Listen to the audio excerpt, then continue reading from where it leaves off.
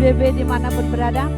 Senang sekali dapat hadir kami tim JSBB Remaja Gereja Isa Al-Masih Kelapa Gading menjumpai teman-teman JSBB semuanya. Berjumpa dalam acara Jalan Sempit Berujung Bahagia. Percaya ya, yang sempit-sempit pasti ujungnya bahagia. Karena mengikuti jalannya Tuhan Yesus Kristus. Luar biasa. Nah, hari ini saya akan melanjutkan materi saya Rabu yang lalu ya, yang membicarakan tentang mau kaya gak sih gitu ya. Pasti kan udah tahu jawabannya. Nah, nanti akan saya sambung dengan mengapa nggak boleh ingin kaya gitu loh. Repot ya. Nah, makanya aku bilang sempit karena memang ya kita nggak boleh sama dengan dunia. Tapi sebelum saya menyampaikan materi itu, lebih indah kalau kita memuji Tuhan dulu ya. Kita akan naikkan satu pujian. Lagu ini sudah cukup lama dan familiar ya di telinga kita. Pulihkan aku Tuhan dalam sisa hidupku ini.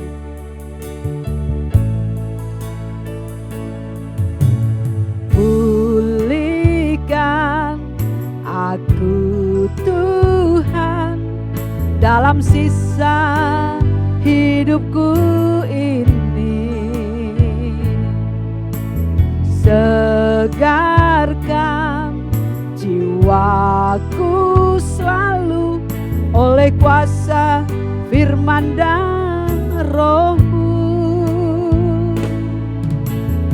Ubah hatiku Tuhan untuk lebih mengasihi-Mu, mengutamakan Kau Yesus lebih dari dunia ini. Yang ku ingini Engkau saja, tinggal dalam kehendak rencana-Mu.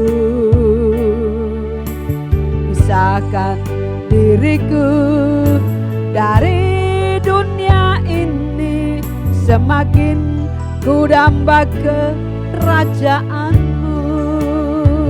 Oh Tuhan Yesus, kerinduan hatiku, mutiara tak ternilai harta milikku. Keindahan-Mu memudarkan dunia, di mataku Engkau termulia. Hanya Yesus termulia bagi kita. Pulihkan aku Tuhan dalam sisa hidupku ini. Segarkan jiwaku selalu oleh kuasa firman dan roh-Mu. Ubah hatiku Tuhan untuk lebih mengasihi-Mu, mengutamakan Kau Yesus lebih dari dunia ini. Yang ku ingini Engkau saja, tinggal dalam kehendak rencana-Mu. Pisahkan diriku dari dunia ini, semakin ku damba kerajaan-Mu. Oh Tuhan Yesus, kerinduan hatiku, mutiara tak ternilai harta milikku. Keindahan-Mu memudarkan dunia, di mataku Engkau ber Tuhan Yesus kerinduan hatiku, mutiara tak ternilai harta milikku.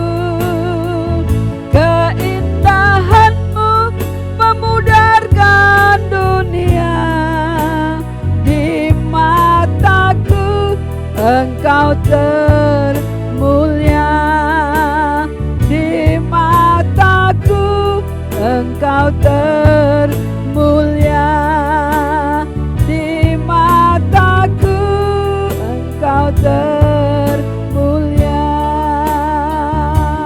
Haleluya, haleluya.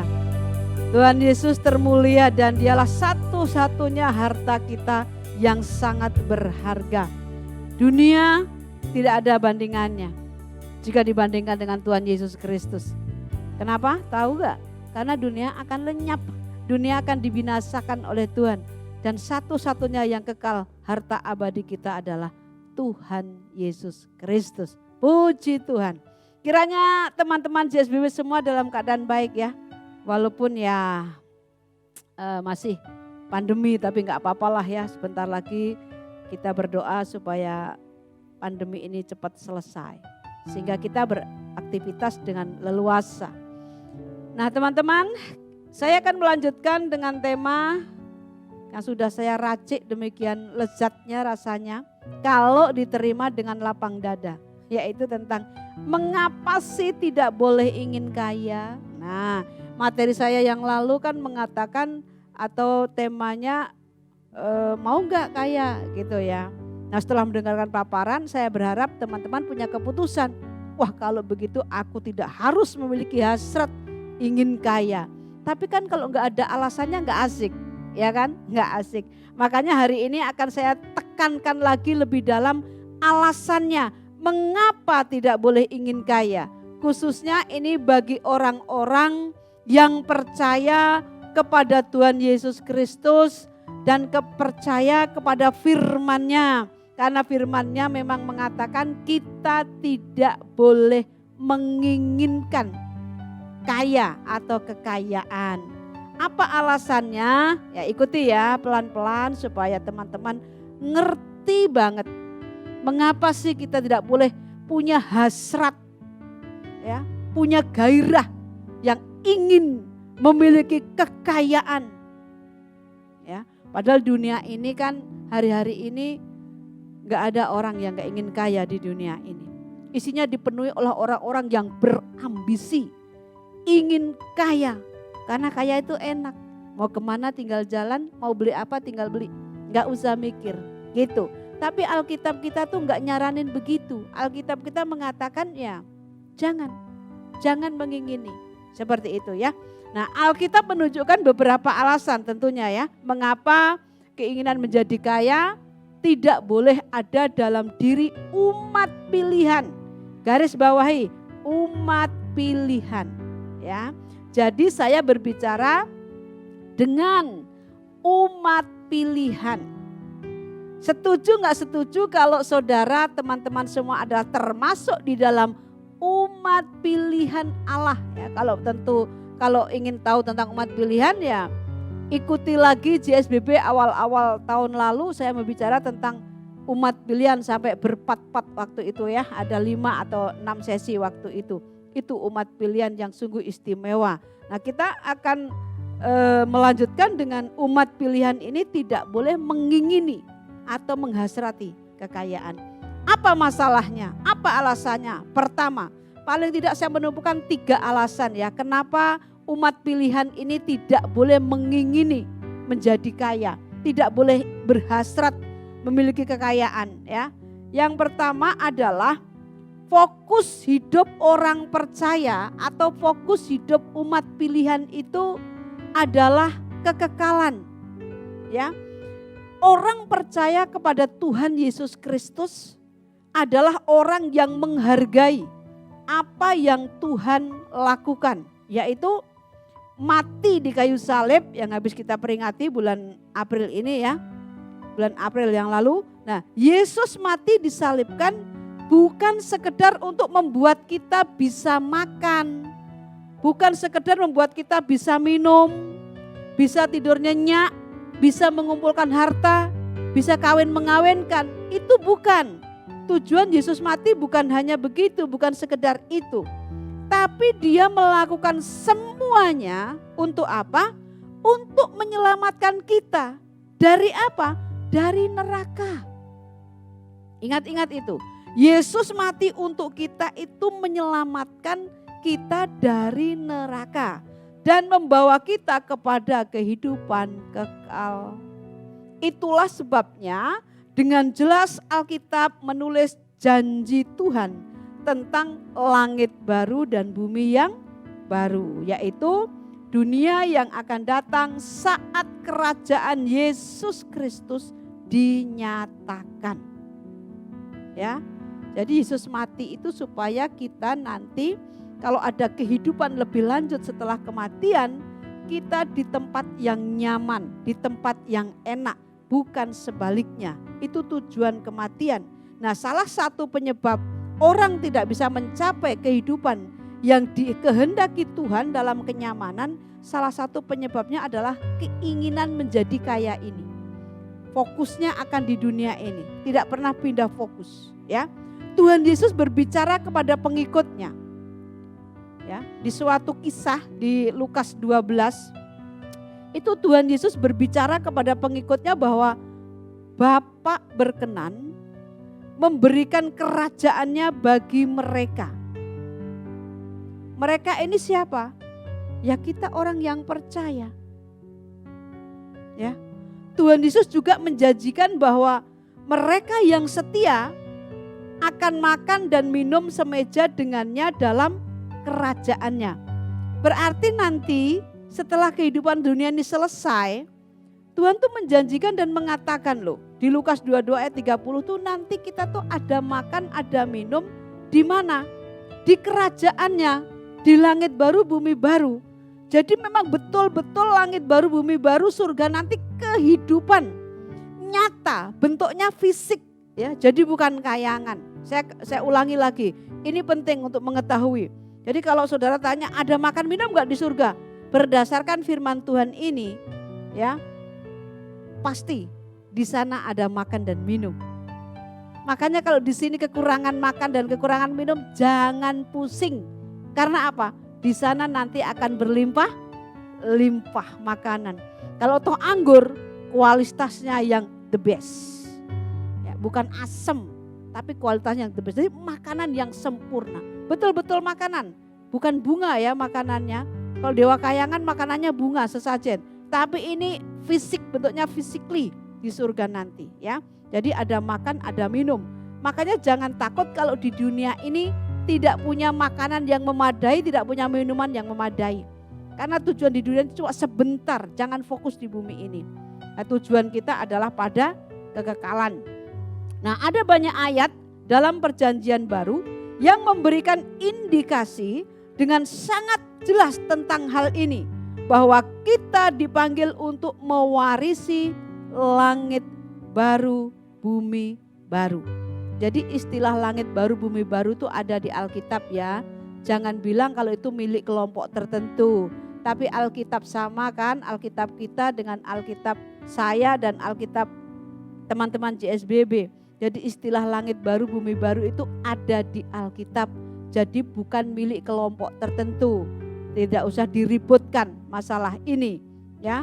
Kalau nggak percaya baca di kitab Wahyu.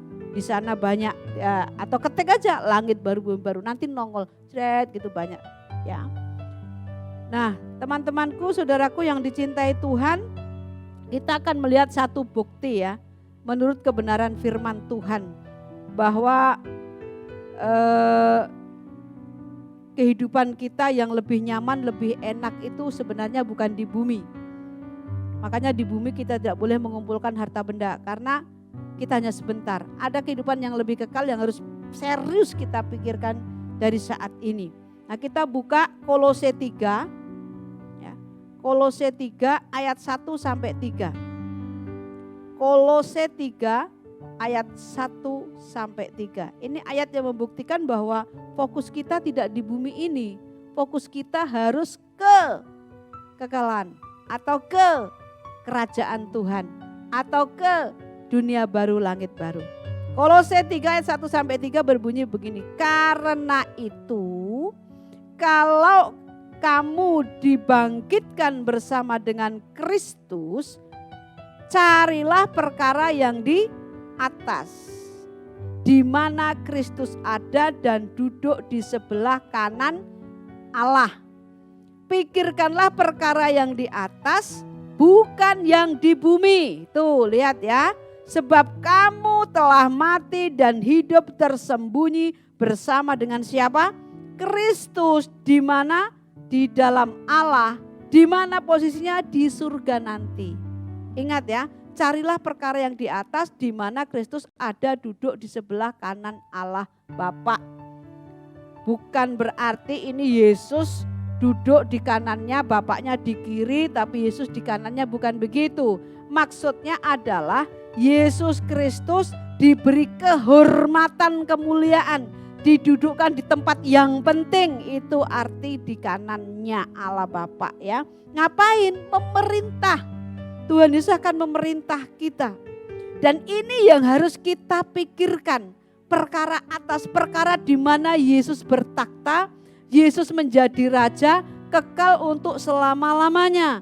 Yaitu perkara kekal, perkara surga, perkara langit baru, bumi baru. Dan itu harus kita pikirkan dari sekarang. Makanya kita tidak boleh sibuk memikirkan kekayaan, apalagi sampai mengumpulkannya di dunia ini.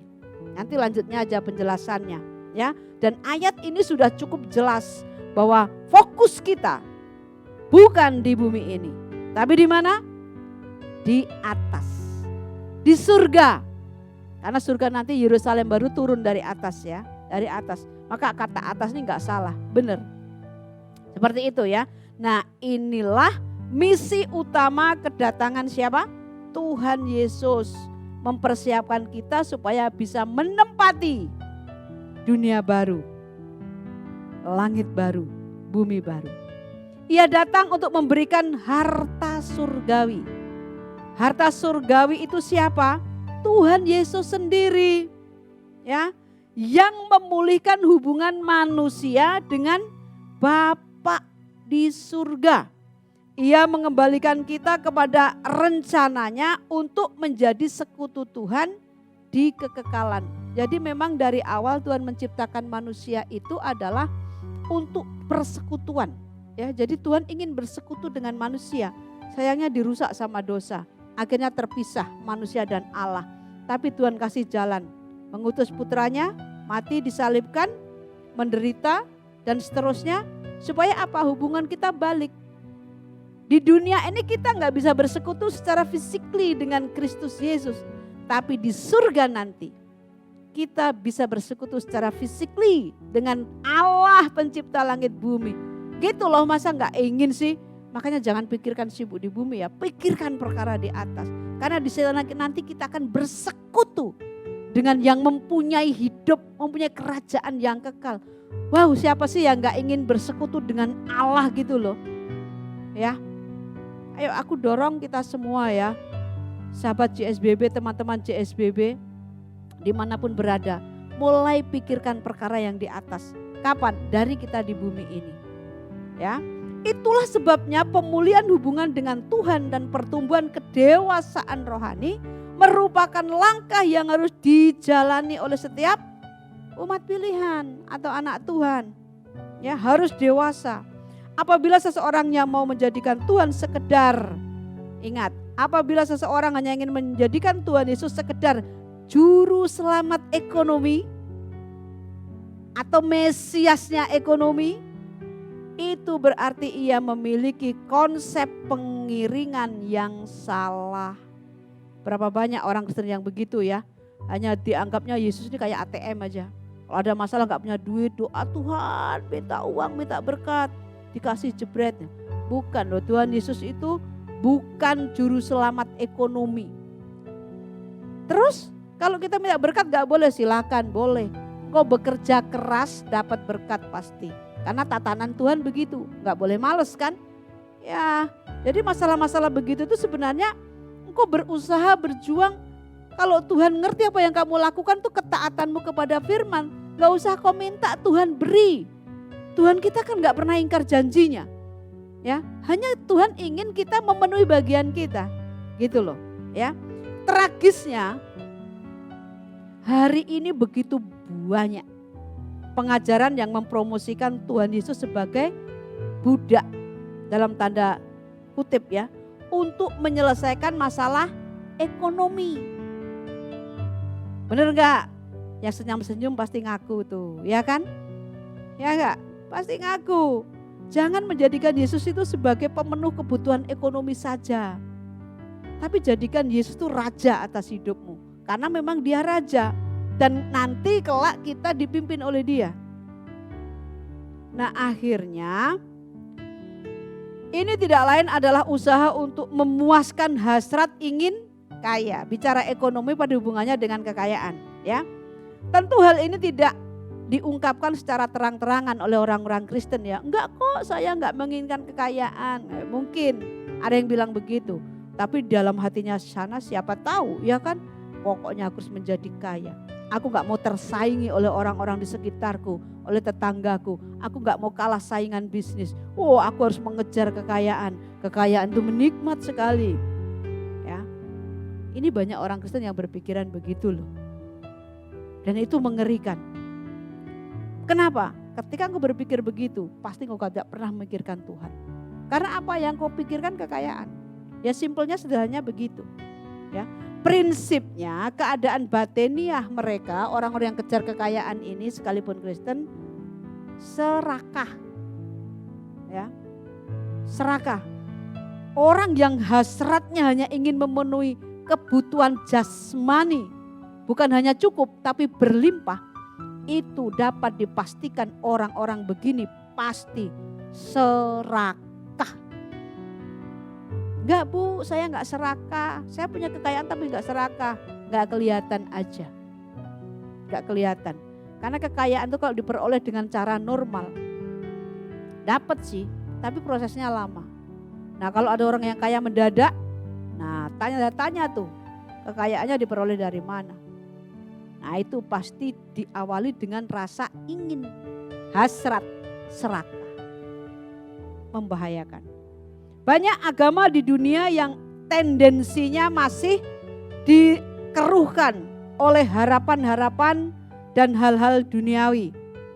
Bagaimana memiliki jaminan hidup seperti uang yang memadai, rumah, mobil yang bukan hanya punya, tapi mewah, ya berkelas, dan lain sebagainya. Mobil tidak cukup 1, harus 4. Kalau anaknya 10, mobilnya 10. Enggak sekedar mobil-mobilan, tapi mobil yang berkelas. Banyak orang yang berpikir begitu. Karena apa? Ya status sosialnya naik kalau begitu. Dihormati banyak orang, dikagumi banyak orang di dunia. Tapi celaka di hadirat Tuhan. Ya. Bagaimana memiliki jaminan hidup seperti uang yang memadai, rumah, mobil dan lain sebagainya. Jika jujur, diakui banyak orang beragama yang menyelenggarakan ibadah agamanya dalam rangka memuaskan hasrat ingin kayanya. Walaupun gak kelihatan secara terang-terangan, tapi kalau mau jujur begitu ya. Inilah yang diusahakan oleh banyak gereja hari ini, termasuk gereja di dalamnya. Ya, mereka lupa menekankan visi utama keselamatan itu, sudah lupa dalam Yesus Kristus. Jadi visinya diubah menjadi hidup nyaman, hidup tentram, hidup mewah, hidup kaya. Nah, visi Tuhan yang penyelamatan untuk dunia kekal nanti dilupakan. Itu banyak gereja yang mengajarkan begini. Makanya lambat laun gereja ini akhirnya lama-lama sudah tidak ada kualitasnya, sebentar lagi roboh, sudah nggak ada orang Kristen. Ya udah, kemurkaan akhir zaman, semua orang manusia menjadi jahat, semakin jahat.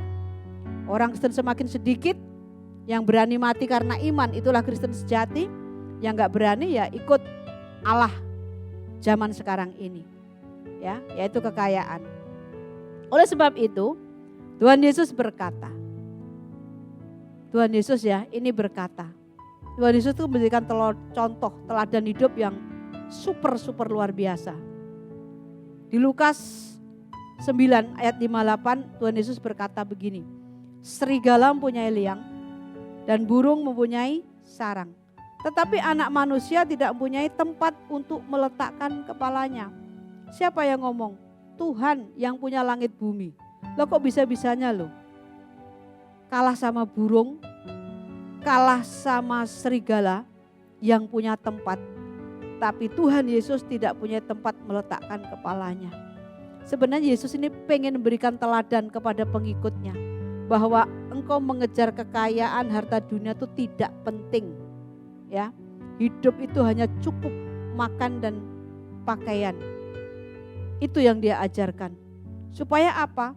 Supaya orang yang tidak punya harta benda banyak di dunia ini ringan kalau pulang ke surga. Tidak berat, bahkan tidak ingin selamanya tinggal di dunia ini.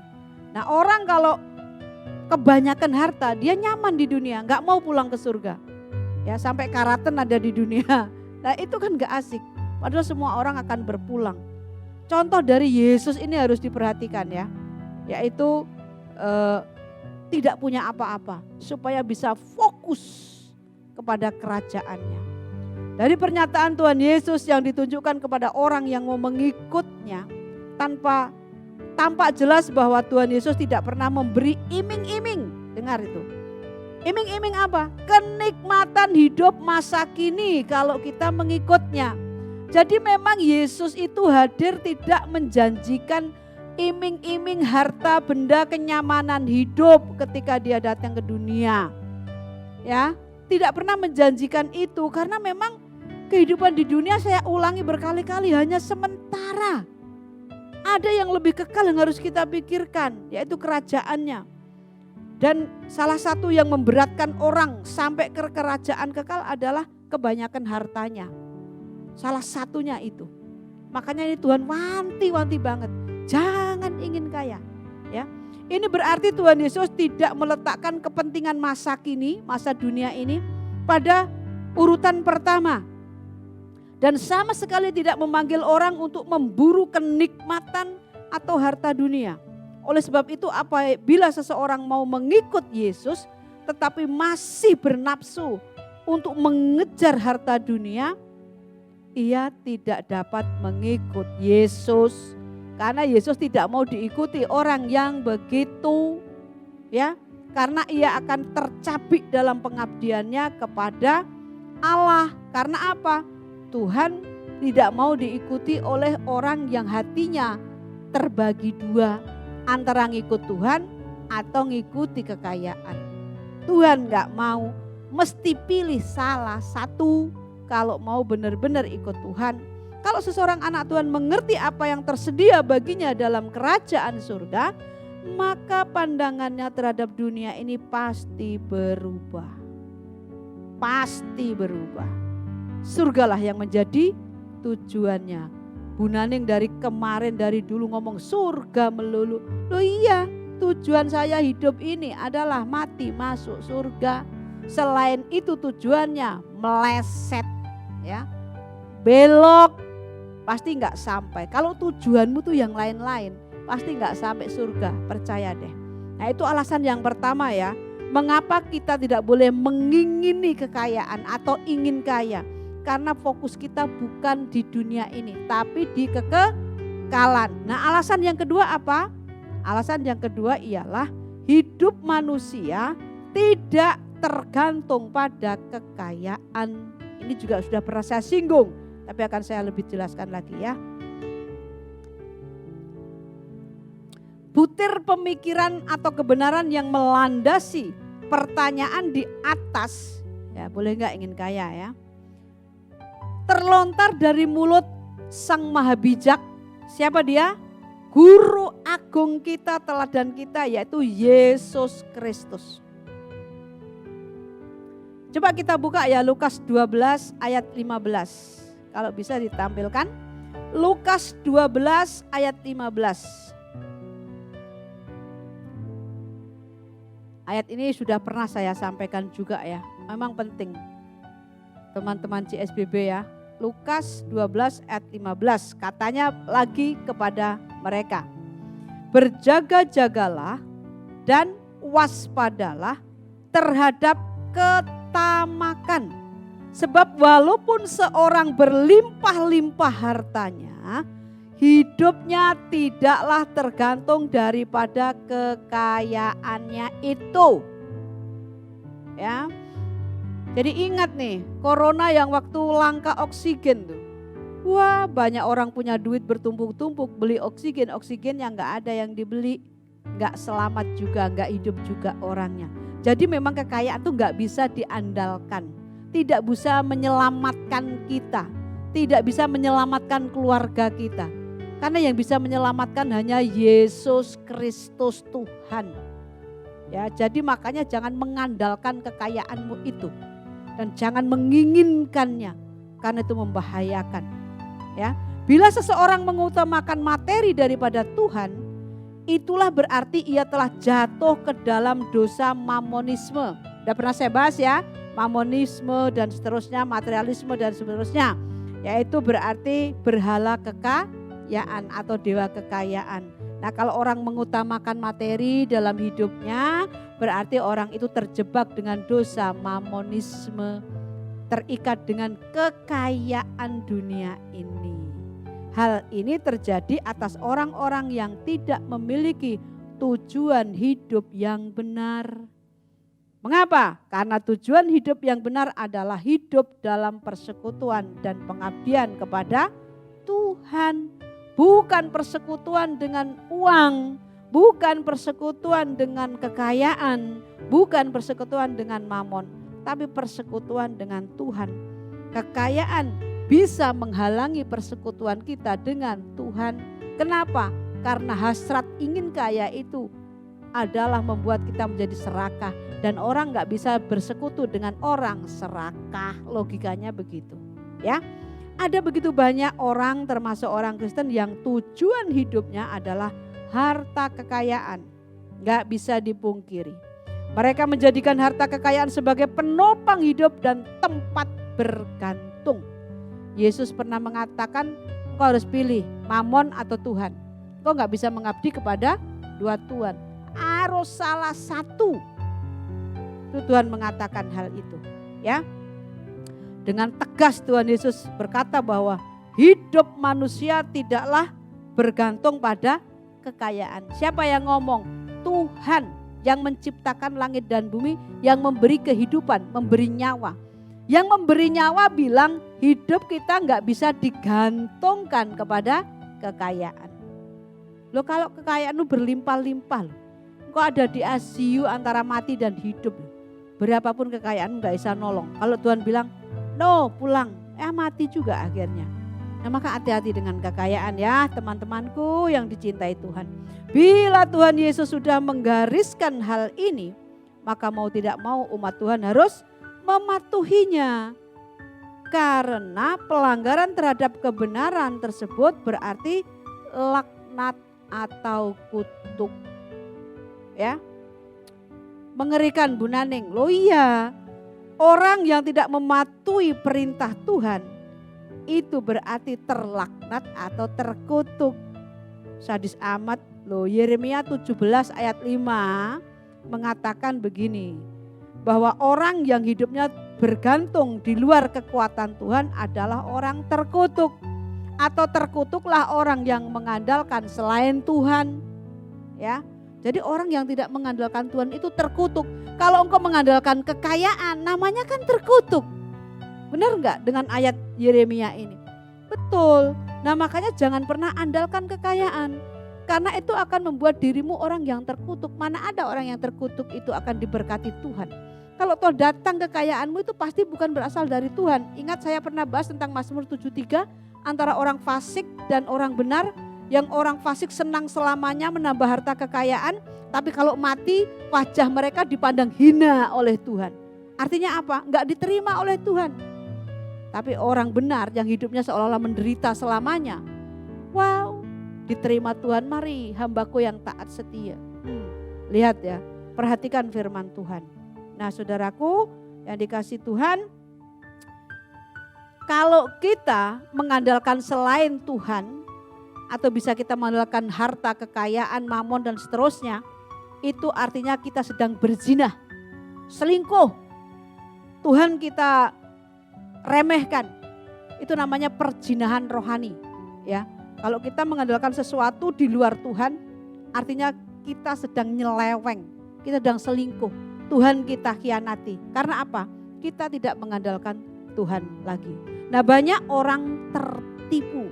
Saya berharap bukan saudara yang tertipu, ya, bukan pendengar setia JSBB yang tertipu.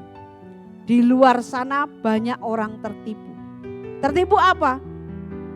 Tertipu mereka mengira bahwa kekayaan adalah segalanya. Bukankah dunia mengatakan hal itu? Iya, silahkan. Tapi umat pilihan tidak boleh mengatakan hal itu. Mengatakan bahwa kekayaan adalah segalanya. Itu salah besar. Karena yang segalanya adalah Tuhan Yesus Kristus yang segalanya. Karena Dia yang punya langit dan bumi dan memiliki kehidupan kita. Jangan mau ditipu oleh kekayaan, ya. Kekayaan itu menipu. Kelihatannya nikmat sementara di dunia, tapi itu akan membinasakan dalam kekekalan. Manusia seolah-olah tidak dapat hidup tanpa kekayaan. Benar gak sih? Enggak juga. Saya lihat orang di kampung itu, ya, hidupnya sederhana, tidak punya kekayaan berlimpah-limpah, malah damai, tentram. Karena hatinya tidak tertuju kepada kekayaan. Asal bisa makan tiap harinya, bisa menikmati kehidupan bersama keluarga, gak mengingini yang aneh-aneh, tentram hidup mereka. Bagian orang di kota besar yang melihat tetangganya mobilnya mewah, bingung kalang kabut. Untuk memenuhinya, rampok supaya bisa. Nah, celaka enggak loh begitu? Iya, jadi kekayaan tidak menjamin apa-apa.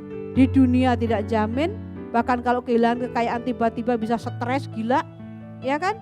Coba beberapa orang yang ada kekayaan hilang tiba-tiba. Apa yang terjadi? Stres, gila, dan seterusnya. Depresi, ya. Makanya kita jangan mau diperbudak dengan kekayaan, dengan hasrat ingin kaya kita.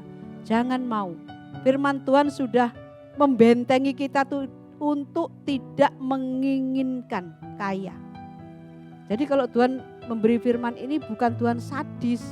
Justru Tuhan ingin kita berhikmat dan Tuhan tuh sayang banget sama kita. Makanya Dia memberikan pagarnya supaya apa? Orang percaya umat pilihan ini tidak terjerumus ke dalam dosa keinginan ini. Ya saudara-saudaraku, ya. Nah, masih ada satu lagi alasan kenapa orang percaya tidak boleh ingin kaya. Ya, yang pertama tadi fokus kita kekal bukan dunia. Terus yang kedua, kehidupan kita itu bukan bergantung pada kekayaan, tapi kepada Tuhan. Jadi kekayaan tidak bisa menjamin apa-apa. Yang ketiga alasannya adalah keinginan untuk kaya akan menjadi jerat. Bagi siapa? Ya bagi orang yang ingin kaya. Pasti menjadi jerat. Ya. Di dunia modern sekarang ini, prinsip manusia hidup dengan hartanya tentu adalah hal yang wajar.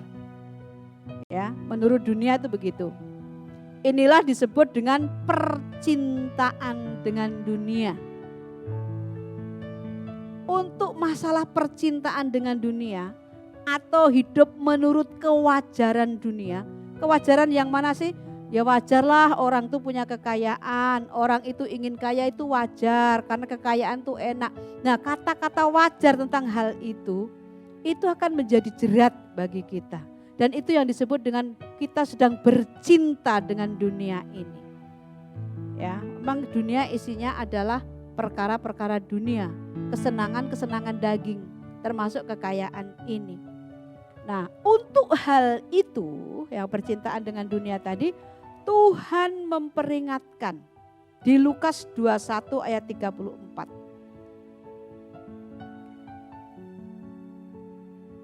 Jagalah dirimu, Lukas 21 ayat 34 ya, supaya hatimu jangan sarat. Sarat itu apa? Syarat itu penuh. Syarat itu penuh. Jadi janganlah hatimu dipenuhi oleh apa? Pesta pora dan kemabukan serta kepentingan-kepentingan duniawi, dan supaya hari Tuhan jangan dengan tiba-tiba jatuh ke atasmu seperti suatu jerat. Oh, ya. Coba jangan dipenuhi oleh hasrat. Hatimu gak boleh dipenuhi oleh hasrat kekayaan itu. Gairah kaya, ya gairah duniawi. Oleh pesta pora, coba pesta pora itu hubungannya dengan apa? Kekayaan. Mana ada orang miskin pesta pora? Ya, bikin ayam goreng aja sudah hebat, ya enggak? Tapi kalau namanya pesta ditambahi pora, itu pasti melibatkan harta kekayaan yang tidak sedikit tapi banyak. Ya.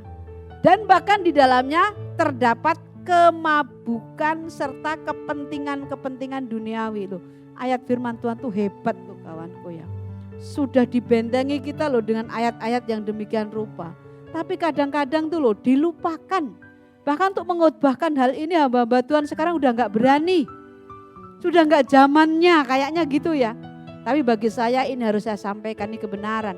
Diterima gak diterima ini kebenaran. Orang lain gak mau terima, aku terima sendiri.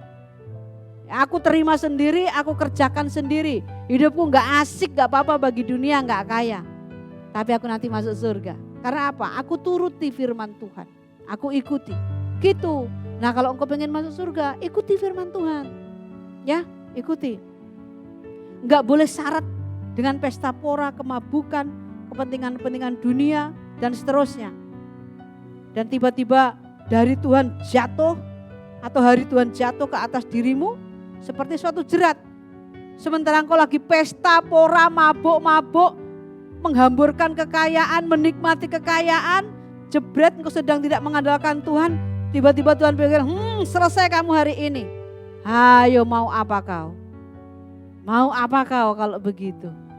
Mau teriak, tunggu Tuhan, kekayaanku belum habis. Gak bisa, jatahmu udah habis, detik ini juga. Mau apa? Mau bertobat? Hai, sudah telat kawan ya. Telat. Nah, pada ayat tersebut Lukas 21 tadi ya, yang ada pesta pora, kepentingan-kepentingan duniawi. Istilah kepentingan duniawi dalam bahasa aslinya tuh pernah saya sampaikan ya. Meriamnais biotikais. Apa sih kepentingan, apa sih ini? Meriamnais artinya kecemasan, kekhawatiran, dan biotikais artinya kehidupan. Jadi kecemasan atau kekhawatiran dan sekaligus ketertarikan atas kehidupan ini dapat menjadi jerat yang membelenggu iman kita. Ingat itu ya. Jadi ketertarikan kita akan dunia ini, akan apa yang ada di dalamnya, itu akan menjadi jerat atas kita. Nah, satu peringatan nih, ini juga udah pernah saya sampaikan, tapi saya senang mengulanginya.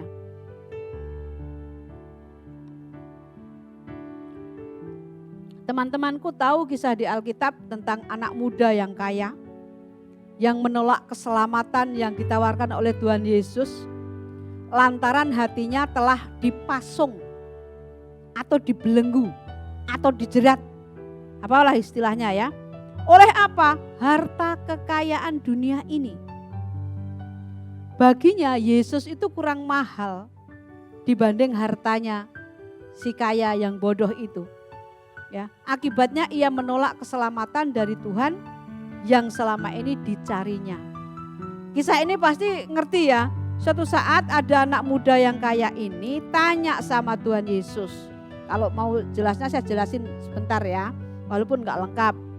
Tanya, guru, apa yang harus kuperbuat supaya aku masuk surga? Ya saya ganti dengan bahasa saya ya, tapi gak mengurangi arti. Tuhan bilang apa? Dia begini, Tuhan bilang, Yesus bilang begini. Kamu kan tahu hukum-hukum orang Yahudi. Ada 10 perintah Allah itu. Wah, dengan bangga si pemuda kaya ini menjawab, lah itu sudah kulakukan dengan sempurna Guru. 10 perintah Allah itu sempurna, aku melakukan hukum itu. Sudah gak ada cacat celanya. Nah, hebat kan? Ini anak muda ini orang baik loh. Udah kaya, ya kalau dia bisa melakukan hukum dengan sempurna yang katanya jangan membunuh, jangan mencuri, jangan mengingini. Dia bisa melakukan semuanya kan berarti bagus dong. Berarti baik kan orangnya. Ya enggak? Pasti baik. Tapi Tuhan Yesus kan melanjutkan pernyataannya. Masih ada satu yang kurang bagimu. Apa itu Guru? Yesus bilang apa? Jual hartamu. Jual hartamu. Terus bagikan kepada orang-orang miskin. Dan ikutlah aku. Itu Tuhan Yesus bilang. Ayo, yang tahu apa responnya anak muda yang kaya dan baik ini? Ya kok gitu sih Tuhan Yesus, gak asik gitu ya. Masa aku berjuang selama ini untuk mengumpulkan kekayaan ini banting tulang siang malam Guru. Kenapa mesti aku jual? Kenapa mesti aku bagi-bagiin ke orang miskin? Gua miskin dong nantinya kalau begitu. Bukankah begitu? Ya, tapi memang itu syaratnya, gak boleh ditawar. Akhirnya dengan sedih si kaya ini meninggalkan Yesus, gak jadi ikut Yesus. Pertanyaannya, selamat gak dia? Enggak, karena tidak jadi ikut Yesus. Dia lebih berat kekayaannya daripada mengikut Yesus. Makanya enggak salah kan kalau Yesus tadi ngasih burung mempunyai sarang, serigala mempunyai liang, tapi anak manusia tidak mempunyai tempat letakkan kepala. Artinya ikuti teladan Yesus. Nah si kaya ini enggak mau ngikuti. Dia memilih hartanya, kekayaannya yang berlimpah-limpah itu. Ya ampun, kasihan deh lu. Karena apa? Syarat ngikut Yesus itu ternyata memang harus tinggalkan kekayaan itu. Ya, dibagi-bagiin ke orang miskin. Dan si kaya ini berat. Ya, Tuhan Yesus gak asik gitu bilang. Dia bilang begitu pasti ya. Kenapa mesti dijual? Saya berjuang untuk kekayaan ini mati-matian, setengah mati. Kadang sampai mati beneran tapi hidup lagi gitu ya. Sekarang disuruh jual lagi, suruh bagi-bagiin. Enak sekali orang-orang miskin. Kenapa mesti saya kasih? Mereka malas, mereka gak mau kerja. Nah nanti banyak nyalain orang gitu ya. Makanya Tuhan ngomong, hai lu gak layak ikut gua kalau gitu. Syarat ikut gua adalah lu mesti tinggali kekayaanmu, jual, bagi, ikut gua. Baru sah, syaratnya cuma gitu. Nah mau gak ikut Tuhan tuh begitu? Kalau gak mau ya mungkin kau memilih seperti anak muda yang kaya tapi bodoh ini. Baik tapi bodoh. Karena apa? Dia gak bisa membedakan pentingnya kekayaan dan pentingnya Tuhan dalam hidup. Ya. Nah, akibatnya dia menolak keselamatan dari Tuhan. Padahal selama ini dia cari loh keselamatan itu. Kalau gak cari dia gak mungkin tanya sama Tuhan Yesus ya. Guru, supaya aku udah selamat masuk surga aku mesti ngapain? Loh, berarti dia mencari loh. Tapi setelah ditunjukkan kok ya gak mau gitu loh. Dia lebih berat apa? Hartanya. Aduh, berapa teman-temanku yang kalau kehilangan harta sedikit aja udah bernangis bombay. Ya, kadang-kadang memang Tuhan izinkan harta kita tuh diambil orang. Supaya apa? Hati kita ini gak terikat dengan harta benda, dengan materi. Saya lanjutkan ya, tinggal dikit lagi. Dalam perumpamaan benih yang ditabur di tanah yang baik. Di Matius 13 ya, gak usah dibaca. Dijelaskan bahwa ada benih yang mestinya tumbuh di tanah yang baik atau cukup baik, tapi ternyata tidak tumbuh. Why? Yang membuatnya tidak tumbuh adalah semak belukar. Apa itu semak belukar? Semak belukar di sini menunjukkan kepada tipu daya kekayaan atau percintaan dengan dunia ini. Terhimpit oleh banyaknya kekayaan, akhirnya enggak numbuh. Seperti orang muda tadi, firmannya enggak diterima aja kagak, bagaimana numbuh gitu loh. Kenapa dihimpit oleh kekayaannya? Itu namanya tipu daya kekayaan atau percintaan dunia. Bila seseorang anak Tuhan tidak memperhatikan kebenaran ini, maka bisa muncul atau bisa memunculkan akibat yang sangat fatal, yaitu pengkhianatan seperti yang dilakukan oleh Yudas Iskariot. Kenal dengan Om Yudas Iskariot? Nah, dia mengkhianati mengkhianati Tuhan dengan apa? 30 keping duit. Jadi Om Yudas itu lebih menghargai 30 keping duit daripada gurunya sendiri yang dijual. Dan orang begini pasti masuk neraka. Ya. Ada nasihat yang baik dari 1 Timotius 6 ayat 9 dan 10. Ya. Ini nasihat yang luar biasa dan perlu diingat, kalau perlu dicatat, taruh di meja belajarmu atau di lemari kacamu, ya, kacamu lemari atau di pintumu. Ayat ini bagus. Tetapi mereka yang ingin kaya, ingat ya, bukan mereka yang kaya, tapi mereka yang ingin kaya. Kalau beda ingin kaya dan kaya udah aku jelaskan yang lalu-lalu ya. Kalau belum tahu putar lagi, cari pasti ada. Terjatuh ke dalam pencobaan, ke dalam jerat, dan ke dalam berbagai-bagai nafsu yang hampa dan yang mencelakakan, yang menenggelamkan manusia ke dalam keruntuhan dan kebinasaan. Karena akar segala kejahatan ialah cinta uang, sebab oleh memburu uanglah beberapa orang telah menyimpang maksudnya ya, dari iman dan menyiksa dirinya dengan berbagai-bagai duka. Ayat ini gak perlu dijelaskan, sudah jelas. Kena jerat. Orang yang ingin kaya pasti jatuh ke dalam dosa. Pasti kejerat. Pasti dirinya akan menyimpang. Dan pasti akan menyiksa dirinya sendiri ke dalam berbagai-bagai duka. Dan yang fatal akibatnya masuk neraka. Dalam ayat di atas dinyatakan bahwa akar segala kejahatan adalah cinta uang. Cinta uang ini sebenarnya sejajar dengan ingin kaya. Oh podo itu, podo wae. Ibuku dulu bilang sami mawon. Ya, cinta uang dengan ingin kaya itu sami mawon. Bapak, Ibu, saudara-saudaraku ya. Sebagai akibat dari cinta uang atau ingin kaya adalah kebinasaan. Sopo sing ngomong lo Alkitab firman Tuhan ya. Yang klimaksnya akan tercapai setelah melalui urutan berikut. Nah, ada urutannya. Orang mencapai binasa itu tidak langsung tiba-tiba binasa ya, tapi ada urutannya. Nah, urutannya apa? Yang pertama terjatuh dalam pencobaan dulu karena mengingini kekayaan, ya kan? Sudah terjatuh ke dalam jerat setelah itu dan berbagai nafsu hampa dan yang mencelakakan, yang menenggelamkan manusia ke dalam keruntuhan dan kebinasaan.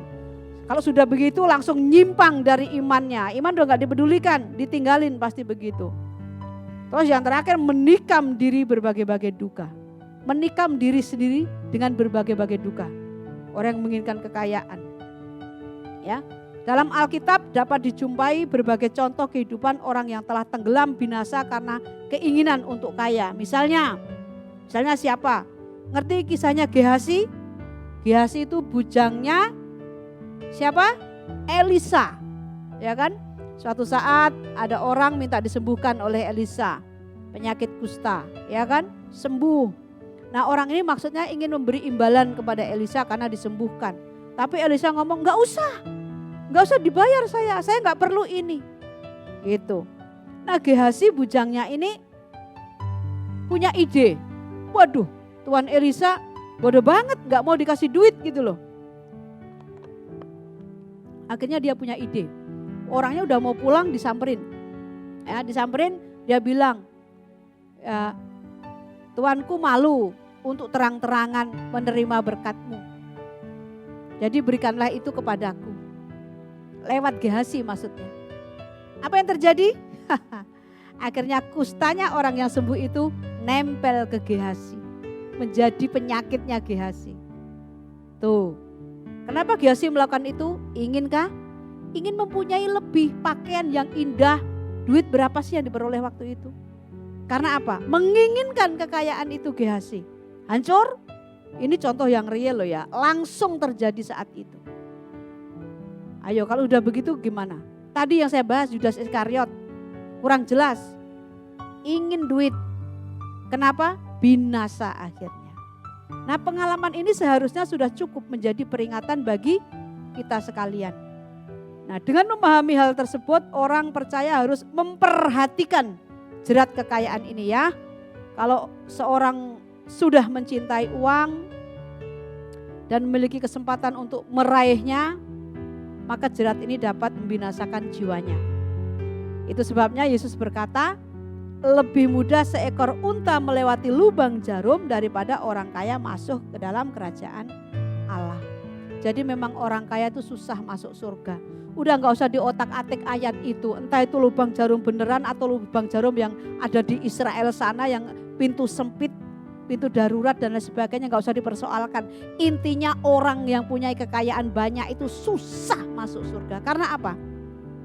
Sifat-sifat kaya ini membuat orang itu pasti sombong, serakah dan seterusnya. Itu yang membuat susah ya. Disuruh melepaskan gak mau, pasti masuk neraka ya. Karena kalau mau jujur, orang yang kaya tapi tidak pelit, itu kekayaannya habis kok dibagikan. Kekayaan materi akan berubah menjadi kekayaan perbuatan. Hartanya habis tapi perbuatannya banyak. Akhirnya apa? Itu mengumpulkan harta di surga namanya, bukan di bumi ya. Nah, lebih mudah seekor, udah kita baca ya. Kalau seseorang sudah terjerat oleh tipu daya kekayaan ini, sukar baginya untuk bertobat. Sukar ya, sukar untuk bertobat. Karena apa? Lebih enak kekayaan daripada hidup sederhana. Dan kekristenannya pun pasti tidak bertumbuh. Tadi ya, enggak berbuah karena terjerat. Memang langkah tidak memiliki hasrat ingin kaya bukanlah hal yang mudah. Bukan hal yang mudah. Saya sendiri juga berjuang. Bagaimana supaya saya tidak menginginkan hal-hal yang memang tidak harus saya inginkan. Itu enggak gampang. Kenapa? Daging saya ini masih ada. Saya masih hidup dalam daging. Tapi saya berjuang, makanya ayo bersama saya berjuang ya. Untuk tidak menginginkan kekayaan di dunia ini. Mencelakakan. Yaitu mereka yang berkomitmen bulat mengiring Yesus. Hanya orang yang berkomitmen mengiring Yesus secara bulat. Yang berani hidup sederhana, tidak menginginkan kekayaan. Dan itu orang-orang dewasa yang akan menjadi mempelai Kristus, mati ketemu Yesus masuk surga. Langkah ini dapat dijalani apabila melakukannya dengan sungguh-sungguh. Tanpa kesungguhan gak bisa. Sebab pada prinsipnya tidak ada yang mustahil bagi Tuhan. Ya. Tinggal sedikit lagi. Mereka yang mau melangkah meninggalkan hasrat ingin kaya adalah pribadi yang bersedia dievakuasi oleh janji dari dunia gelap ini ke dalam kerajaannya. Jadi dunia gelap ini menjanjikan kekayaan tuh enak. Kalau orang mau dijanjiin ini kena jerat. Nah, kalau kita mau dievakuasi dari hal ini, makanya kita mengikuti firman. Karena evakuasinya ketika kita taat kepada firman. Ya. Kita dihindarkan dari kondisi buruk ini. Nah, dalam hal ini umat pilihan tidak boleh bimbang dan takut sebab Tuhan akan memberikan kesanggupan untuk melakukannya. Asal kita niat serius, Tuhan akan berikan kesanggupan kita untuk tidak mengingini semua kekayaan harta dunia ini. Atau kesenangan-kesenangan hidup. Nah, bila kita memang memiliki kebulatan tekad dan mau melangkah, bukankah Tuhan sudah memberikan kuasa agar kita dapat melakukan kehendaknya. Paparan saya selesai. Ingat ya, 3 alasan ini yang saya sampaikan. Mengapa kita tidak boleh menginginkan kekayaan. Yang pertama tadi apa? Masih ingat? Fokus kita bukan dunia tapi kekekalan. Terus yang kedua, hidup kita tidak tergantung dari kekayaan. Terus yang ketiga, ingin kaya itu akan menjadi jerat dan akan membinasakan.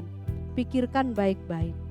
Dan saya berdoa supaya Tuhan memampukan kita untuk melakukan firman. Tidak mengingini kekayaan, tapi menghasrati surga, menghasrati kekekalan. Ya, sampai ketemu di Rabu yang akan datang. Materi ini masih akan saya lanjutkan dengan bahaya kekayaan.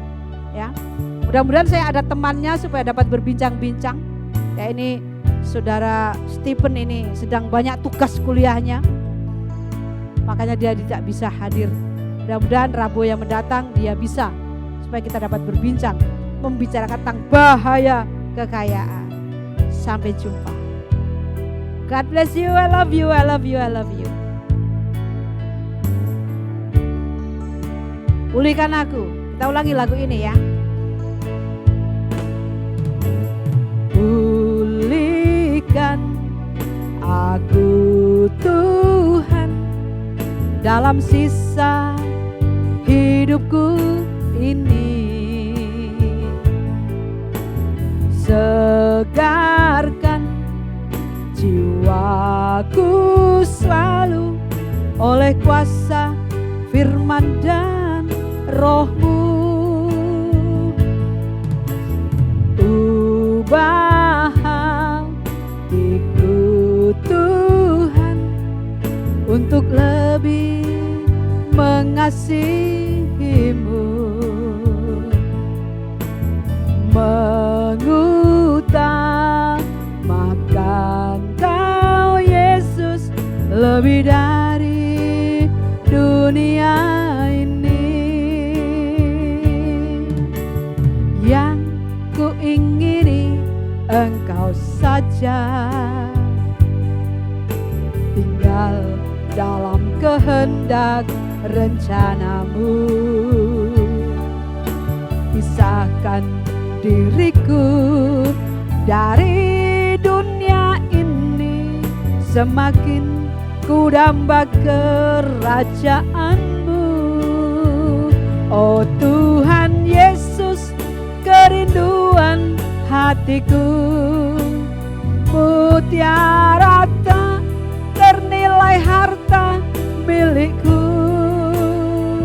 Keindahan-Mu memudarkan dunia, di mataku Engkau termulia.